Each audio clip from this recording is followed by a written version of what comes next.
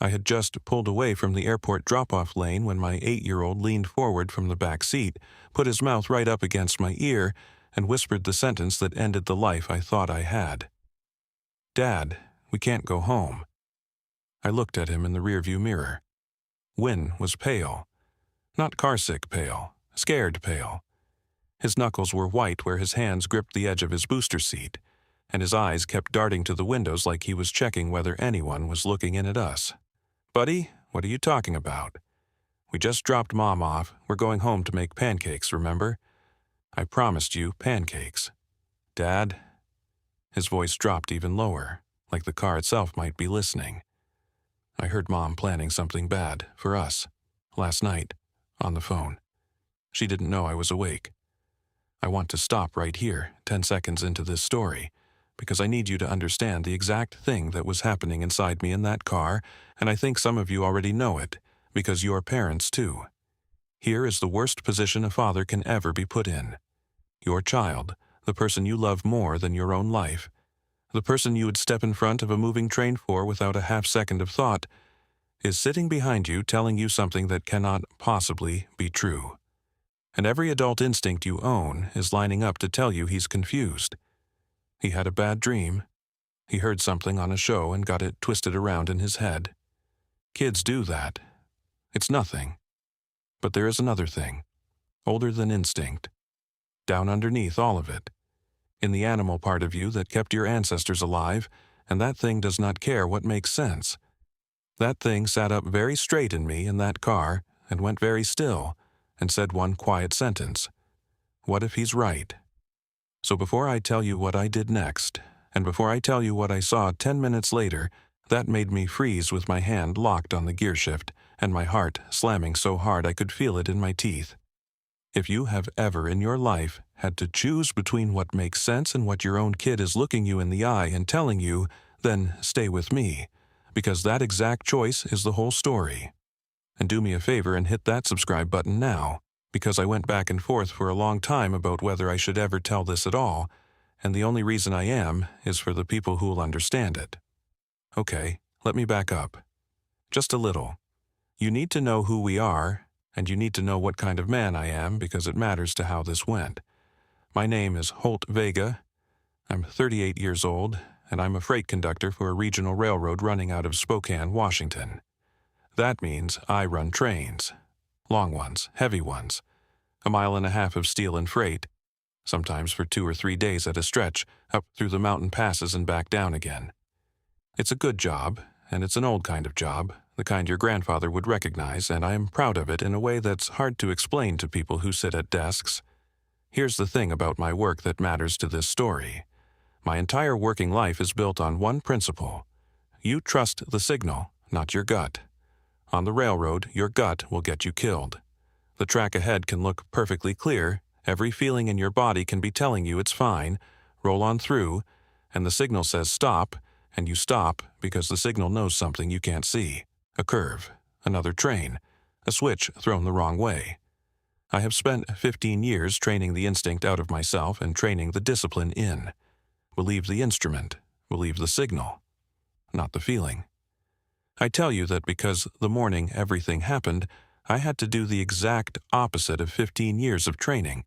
For one morning, I had to throw out the instruments and believe the feeling, and it is the only reason my son and I are alive. I've been married to Adira for 11 years. We met when I was 26, got married the next year, and Wynn came along when I was 30. And I'm going to be honest with you about my marriage, completely honest, the whole way through this, because the honesty is the entire reason I'm telling you this story, and because the easy version, the cheap version, the version where my wife is a cartoon monster who married me to destroy me, is not the true one.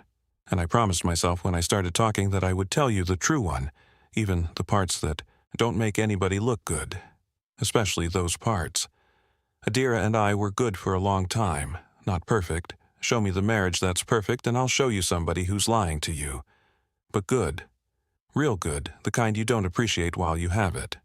She's smart in a way I'm not. Quick, restless. The kind of person whose mind is always 3 steps down the road, who needs more out of a day than a quiet life tends to hand you. And I'm the opposite. I'm a slow, steady, same route every week man. I like knowing what Tuesday looks like.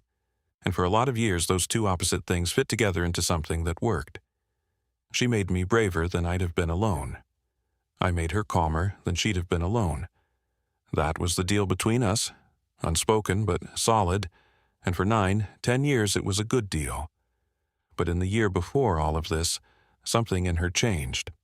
And I'm ashamed to tell you that I saw it.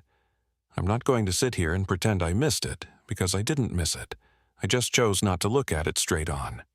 I was too comfortable, too tired after the long runs, too willing to take the easy reading on the instrument and roll on through. Because the signs were there. There was a second phone. I found it once, by accident, in the side pocket of her bag when I was looking for the car charger. A cheap little prepaid thing, the kind you buy with cash at a gas station. When I asked her about it, she didn't even blink. She said it was for a side bookkeeping client who wanted a dedicated line, and that sounded reasonable. And I let it go. I wanted to let it go. Letting it go was easier than the alternative. There was money. Adira handled most of our finances. She was better at it than me, always had been, and there were a few months where the numbers in our accounts moved in ways I didn't quite follow. Money in, money out, a transfer here, a withdrawal there. When I half-asked about it, she had an answer ready, something about helping a client with float, and again, I trusted her, and again, I didn't look hard. I had a marriage where I didn't have to look hard. That had always been one of the best things about it. I didn't understand yet that it had become the most dangerous thing about it. And there was the window. This is the one that haunts me now. 3 or 4 times in those months I woke up in the middle of the night and her side of the bed was empty and cold. And I'd get up, and I'd find her standing in the dark kitchen, not making tea, not on her phone, just standing at the window over the sink with her arms wrapped around herself, looking out at our street. Our quiet, ordinary street where nothing ever happened. And the first time, I came up behind her and put my hands on her shoulders and she just about came out of her skin, spun around with her hand to her chest, eyes wide, like I'd been an intruder. "You scared me," she said, with a little laugh that didn't have anything funny in it. "Can't sleep, go back to bed." And I did. I went back to bed. Because going back to bed was easier than asking the next question. I told myself all of it was stress. I told myself she was restless and needed a change, that maybe we should take a real vacation, get away somewhere, just the 3 of us. I am a man who believes the signal over the feeling, and every easy, lazy signal in my life was telling me everything was fine. Roll on through. So I rolled on through. And then came that one ordinary Saturday morning. I drove my wife to Spokane International for what she'd told me was a few days in Seattle, visiting an old college friend. Wynn was in the back seat because I'd promised him a daddy and son day after. Pancakes, then the kids' museum, then whatever else. We pulled up to the departure's curb. I got her bag out of the trunk. And when I hugged her goodbye, she held on. Longer than you hold on for a few days away. A lot longer. Long enough that I started to pull back and she didn't let go. And into my shoulder, so quiet I almost didn't catch it, she said, "Whatever happens, you know I love you. And Win more than anything in this world. You know that, right?" And God help me, I thought it was sweet.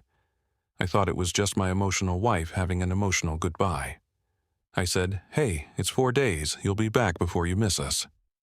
And she gave me a smile that I have replayed about 1,000 times since, because now I know what was behind it. And she went through those sliding doors, and I got back in the car, and my son leaned forward and whispered that we couldn't go home. I didn't drive home. And I want to be honest with you. I didn't make some calm, intelligent, fatherly decision. I didn't weigh the evidence, my hands didn't turn the wheel onto our street. Some part of me that had been quietly watching my wife stand at that dark window for a year, some part that had been filing away the second phone and the cold side of the bed while the rest of me looked away, that part took the wheel for a second. I drove past our turn, and about half a mile up, there was a closed-down garden center with an empty cracked parking lot, and I pulled in, and I put the car in park, and I turned all the way around in my seat so I could look my son full in the face.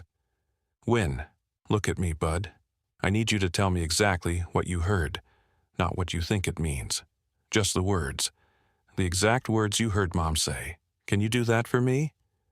And here is something that matters, something I think about a lot now. An 8-year-old cannot give you a transcript. He can't. His brain doesn't work like a tape recorder, and the second you ask him for precision, he gets flustered and starts to cry, because he can feel how much it matters to you, and he's scared of getting it wrong.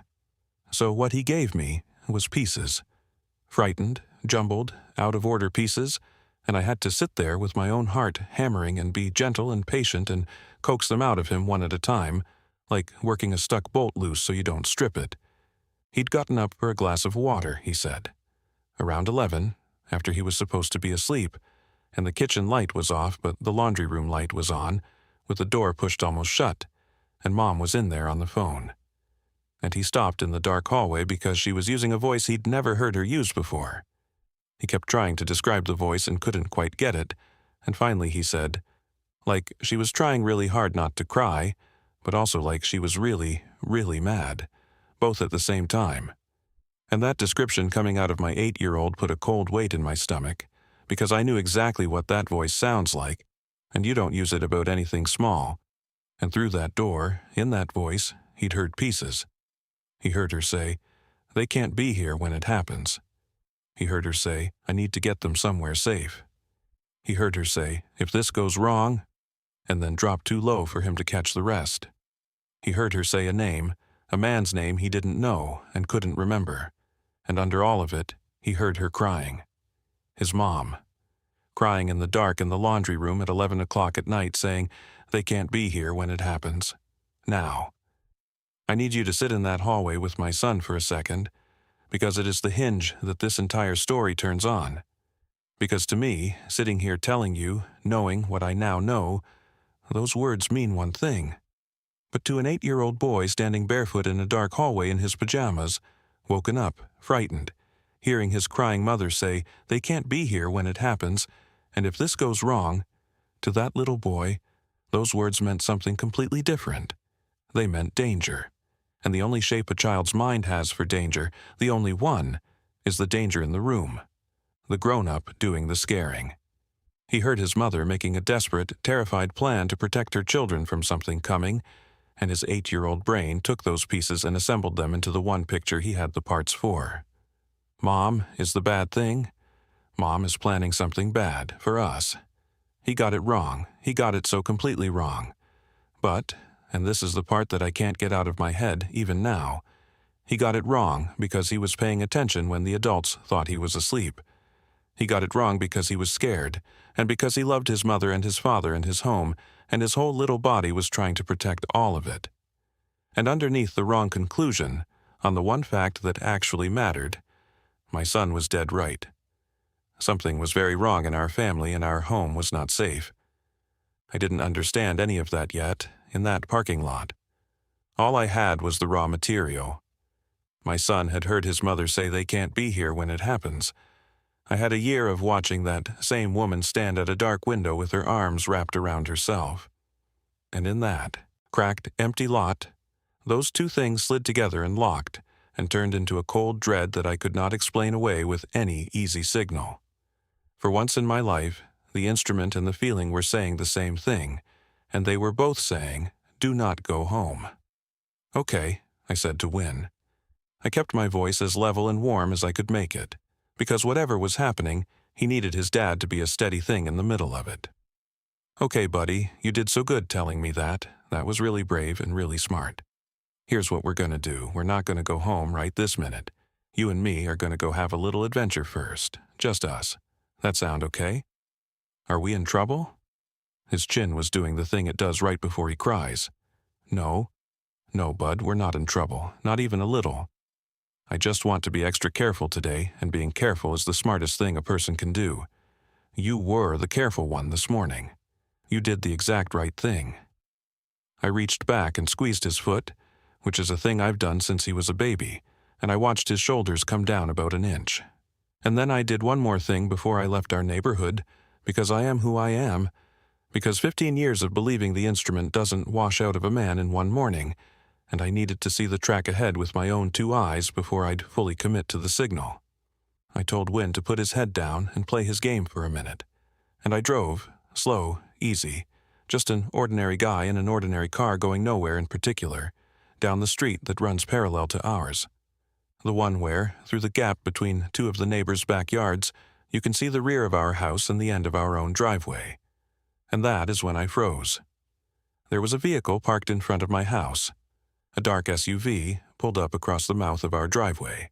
Parked the way you park when being polite is the last thing on your mind because you do not intend to be there very long. And there were two men. One of them was up at our front door, and he was not knocking. He was not ringing the bell or holding a clipboard or a package. He was standing close to the door, his body turned at an angle to it, his hands down at the handle, doing something to it. The other man was over at the side gate, the one that leads into the backyard, and he was standing back from it, looking up, scanning the windows of my house, reading it the way you read a building you're about to go into. I did not know those men. I had never seen either of them in my life, and there was nothing, no uniform, no truck logo, no toolbox, no clipboard, nothing on God's earth that gave either of them a reason to be standing at my front door working the handle at 10 o'clock on a Saturday morning. Every single instinct in my body screamed at me to stop the car, to stand on the brake, to throw open the door, to yell, to do something. And I want you to understand the hardest thing I have ever done in my entire life, harder than anything I've done before or since. With my son in the back seat, I kept my foot exactly where it was, and I kept driving. Same, slow, ordinary, going nowhere speed. Past the gap, up to the corner, around it, and away, while my hands shook so violently on the wheel that I had to grip it at 10 and 2 with everything I had just to keep us in the lane, and while I checked the mirror every 2 seconds to see if the SUV was moving, if anyone had looked up, if anyone had seen the slow car with the white-knuckled man and the little boy in the back. Nobody moved. Nobody looked up. We made the corner and I drove us out of there. My son had told me, 10 minutes earlier, with no way on earth of actually knowing it, that we could not go home. And there were two men I had never seen in my life trying to get into our home.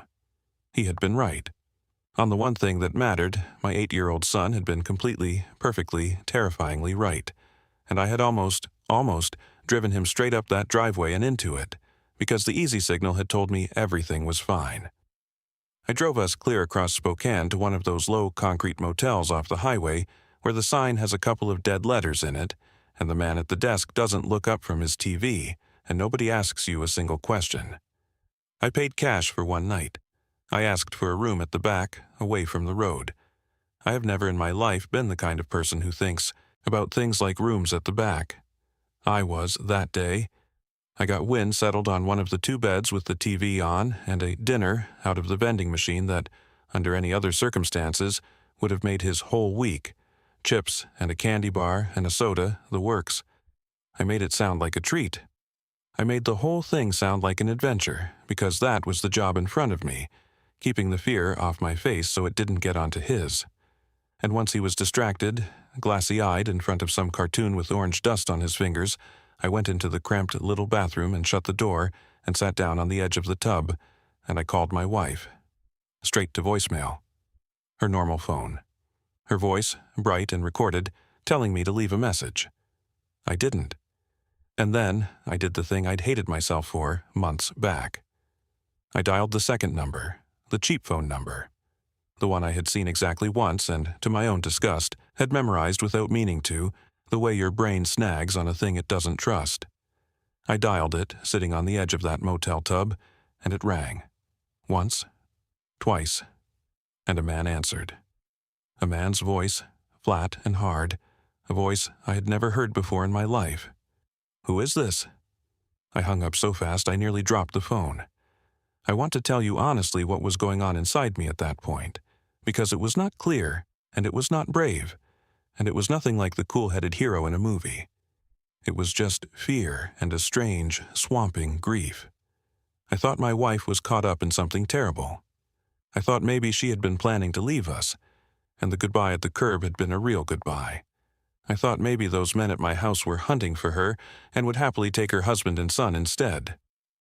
I cycled through 100 different nightmares in the space of about a minute, sitting on the edge of a stranger's bathtub, and almost every single one of them turned out to be wrong, and all of them were terrifying. and on the other side of a thin door my 8-year-old son was eating vending machine chips and trusting, completely, that his dad knew what he was doing. And his dad had no idea what he was doing. So I did the one thing I should have done the second I saw those men. I stopped trying to be the hero of this. I have thought about that moment a lot, and it's the thing I'd grab any father by the collar and tell him. The bravest thing I did that whole day was admit that this was bigger than me and pick up the phone and call the police. It wasn't even a dramatic call. I didn't know how to explain it, so I called the non-emergency line, and I sat there and stammered my way through it to a tired-sounding dispatcher. Something about men at my house, and my wife being out of town, and my son overhearing something on the phone. I could hear how it sounded. I could hear myself sounding like a crazy person. And then I gave her my home address, and her voice changed, just slightly, just a half step. She asked me to hold for 1 moment, please, and the hold was short, and when she came back the tired was gone out of her, and she said very evenly, "Sir, I'm going to connect you with someone. I need you to stay on the line for me, and do not go back to your residence. Do you understand? Do not go home." And there it was again, that careful, level, deliberately calm voice that people use when the thing that just came up on their screen is a great deal bigger than they are.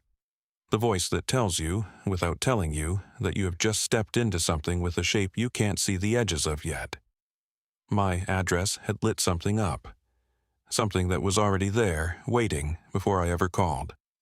The someone turned out to be a detective. And within about 2 hours, I was sitting in a small, bare room, not a cell, just a plain room with a table and bad chairs, a lot like the motel room, only worse, across from that detective and a woman who showed me a credential and introduced herself as a federal agent. In the next room, with the door open so I could see him the whole time, a genuinely kind young officer had set my son up with a department tablet and a snack, and was losing on purpose at some racing game, and I could hear Wynn laugh once, and it about broke me, that laugh, in the middle of all of it. And the agent began, slowly and carefully, to ask me questions. And I am a man who can tell a lot about an engine by watching which tests a good mechanic decides to run, first, and in what order, and sitting there, listening to the careful order of her questions, I began to understand something that turned the floor to water under me. They were not learning about my wife from me. They already knew my wife. They had known about her for a while. The questions weren't to find out who she was. The questions were to find out who I was, whether I was a part of it, or a civilian who just walked into the middle of it. I was the one piece on their board they hadn't been able to place. I answered everything, the way I'd want anyone to, the truth, all of it, fast and complete, because I had nothing to hide, and because hiding is what guilty people do, and I needed her to see that I wasn't one of them. And finally, after a long time, after she'd watched me and weighed me and apparently decided something, the agent set down her pen and looked at me, and her face changed. Not soft, exactly, but human. Like she'd made up her mind to treat me as a person and not a question mark. "Mr. Vega," she said, "how much do you actually know about what your wife has been doing for the last year?" "Nothing," I said, and my voice cracked on it, because it was true, and because the size of how true it was had just landed on me. "I'm starting to think I don't know anything at all, please. My boy is right in the next room. Just tell me, is she dangerous? Were those men at my house because of her? Was my son right? Is she trying to hurt us?" The agent looked at me for a long, long moment. And then she did the thing I did not expect. The thing I'll be grateful for as long as I live, because of the order she chose to give me the truth in. She gave me the most important part first.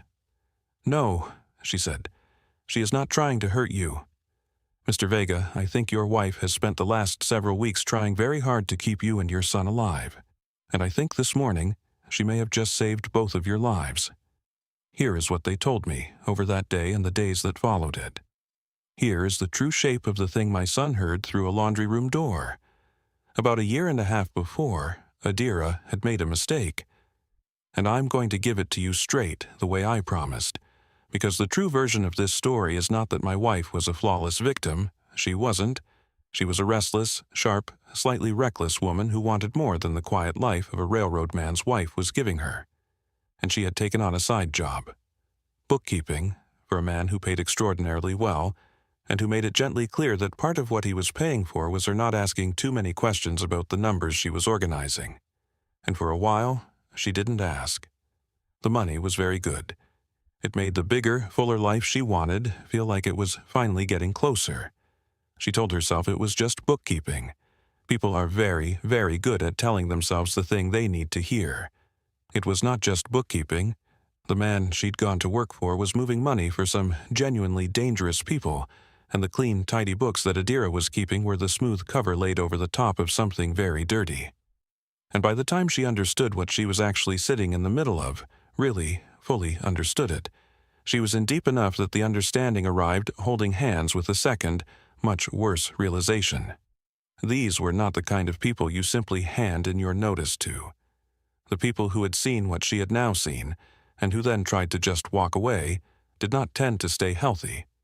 She had walked into a room that does not have a normal door out of it.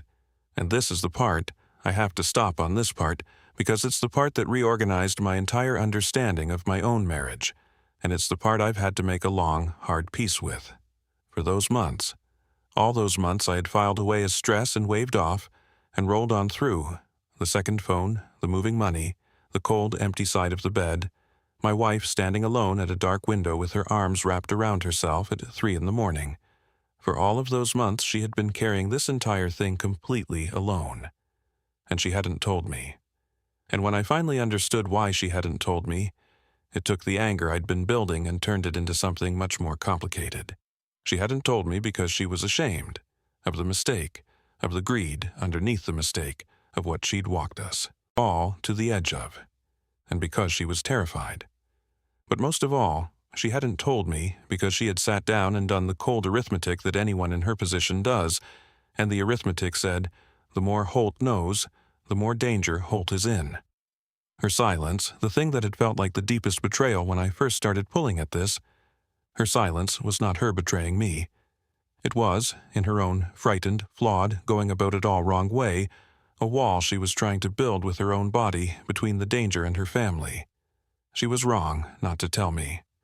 I have said that to her face, but she was wrong for reasons that grew straight out of love, and there is a difference between those two kinds of wrong, and it took me a long time before I could hold both of those truths in my two hands at the same time without dropping one of them.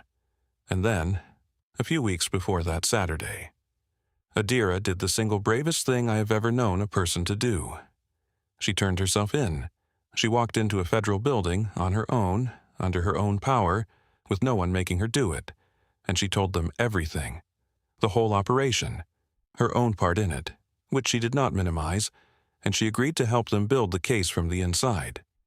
She became a cooperating witness against some extremely dangerous men, knowing exactly what those men did to people who turned on them. And the trip to Seattle to see a college friend was not a trip to see a college friend. It was the people she was working with moving her, getting her out of town and to a secure, controlled location, to do a critical piece of the cooperation that had to happen in person, somewhere far from the eyes that were always on her. But the operation had begun to sense that something was wrong, that somewhere in their machine someone had turned.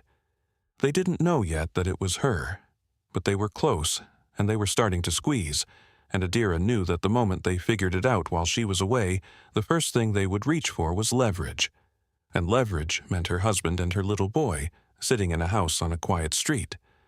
So, on that last night before her flight, the night my son got up for a glass of water, my wife stood in our dark laundry room with the door pushed almost shut, on a cheap prepaid phone, talking to the one contact in that whole world she trusted. And she made a desperate, whispered, half-crying plan to get Wynn and me out of that house and somewhere safe before the men came. They can't be here when it happens. I need to get them somewhere safe. If this goes wrong. And a man's name, not a threat, not a target, but her handler, her lifeline, the one person she was trusting to help her save us. She had been planning to come home from that meeting and tell me everything, finally, all of it, and move us herself, with help, the moment she landed. She missed it by a matter of hours. The men came faster than anyone had thought they would. They came that very morning, while she was in the air. And the only reason in this entire world that those two men did not find my son and me at home, sitting at the kitchen table eating the pancakes I'd promised, is that a little boy got up for a glass of water at 11 o'clock at night, overheard his frightened mother through a door, got every single fact about it completely wrong, and got the one thing that mattered exactly, perfectly right. We can't go home. I'm not going to dramatize the rest for you, and I want to tell you why, because it matters as much as anything else in this story. The truth is that the authorities handled it.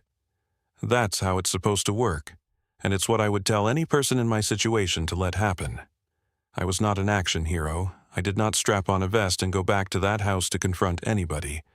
There was no showdown.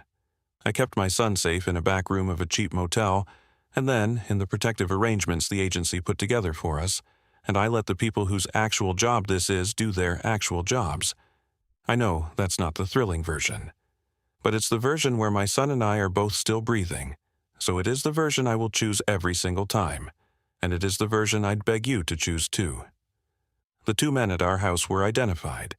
The operation that Adira had been helping to take apart came apart, not in one dramatic cinematic night, but in the slow, grinding, methodical, deeply unglamorous way that real cases actually come apart. Over months. There were arrests. The dangerous people at the top of it are facing very serious federal charges, and my wife's cooperation, the books she had kept, the things she had seen with her own eyes, the testimony she was able to give, turned out to be one of the central pillars holding the whole case up. I'm not going to stand here and tell you the final sentences they'll get, because the honest truth is that as I tell you this, it is all still grinding its way through the courts, and these things take a long, long time, far longer than a story makes it look. But the operation is finished. Done. And the men who sent two of their people to my front door on a Saturday morning are not in any position to send anyone, anywhere, ever again. And Adira, she and I are still figuring it out, a day at a time. And I want to be honest with you about that too, all the way to the end, because the honesty is the whole reason this was worth telling.